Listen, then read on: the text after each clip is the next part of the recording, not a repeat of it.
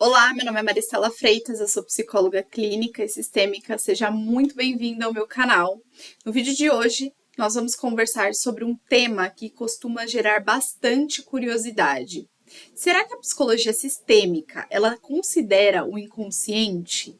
Quando falamos em inconsciente, muita gente pensa logo na psicanálise.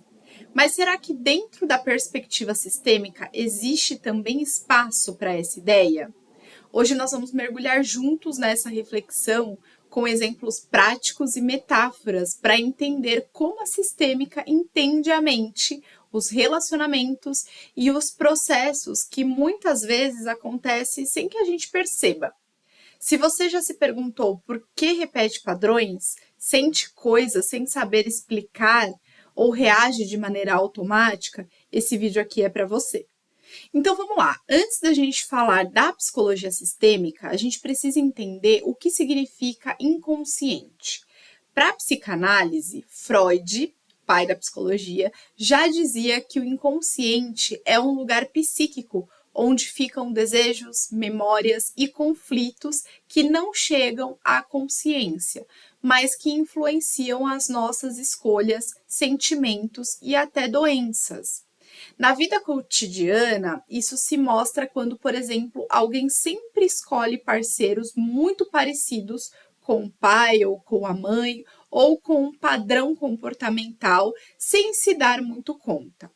Ou quando você promete não repetir mais um comportamento, mas quando percebe, né, quando se vê, já está agindo exatamente da mesma forma. Então, o inconsciente é essa dimensão da mente que nos guia sem que a gente tenha uma clareza total. É como a parte submersa de um iceberg, sabe? A ponta é o que a gente consegue ver, mas a maior parte mesmo está escondida debaixo da água. Agora, e a psicologia sistêmica? O que ela acha disso tudo, né?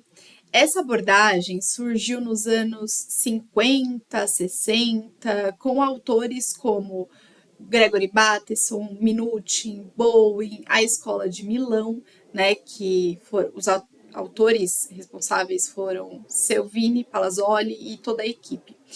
E depois vieram alguns outros autores mais contemporâneos que trazem uma forma diferente de pensar. A sistêmica, então, ela não fala tanto de um inconsciente individual como a psicanálise.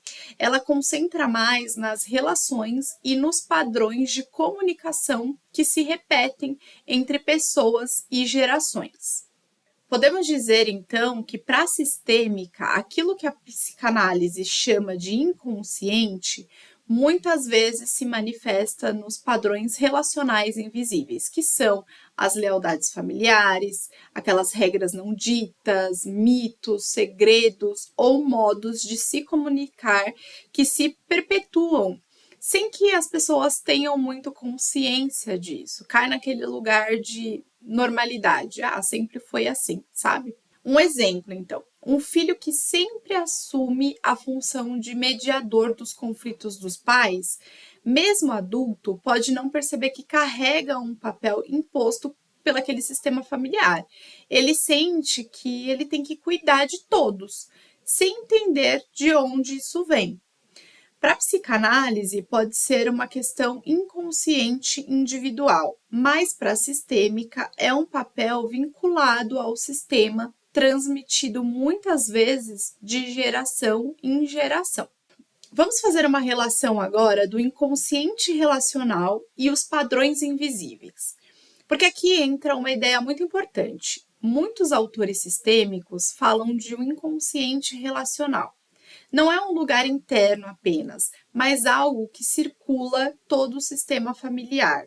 Para Bowen, por exemplo, o conceito de diferenciação de self mostra como os indivíduos podem se confundir com as emoções da família. Vai repetir padrões de ansiedade sem perceber, por exemplo. Palazzoli e o grupo de Milão trouxeram a noção de jogos familiares. O que são isso, né? São padrões de repetição que acontecem de forma automática, quase como um roteiro invisível. E Gregory Bateson, por sua vez, ele contribuiu com a ideia de que a mente ela não é só individual, mas é um fenômeno que se espalha pelo sistema inteiro. Ele dizia que a mente é um padrão que se conecta, ou seja, aquilo que está invisível entre as pessoas também faz parte de uma mente coletiva. Assim, nós podemos pensar que a psicologia sistêmica ela considera algo semelhante ao inconsciente, mas não como algo isolado dentro de uma pessoa só, e sim como um campo de significados e padrões que estão presentes nas relações e que muitas vezes não são conscientes. E para deixar um pouquinho mais claro para você, eu vou trazer aqui alguns exemplos. Então, imagina uma família onde nunca se fala sobre fracasso. Todos têm que ser fortes o tempo inteiro, bem-sucedidos e sorridentes. O filho que sente tristeza, ele pode esconder isso até de si mesmo, porque aprendeu inconscientemente que não é permitido sofrer. E muitas vezes esse aprendizado ele não vem só pela fala, pela verbalização, mas pela forma que aquela família se organiza, pelos comportamentos, tá? Então, às vezes a gente fala, mas eu nunca ouvi que eu não podia ficar triste. Tá, mas será que você já viu o seu pai ou a sua mãe triste?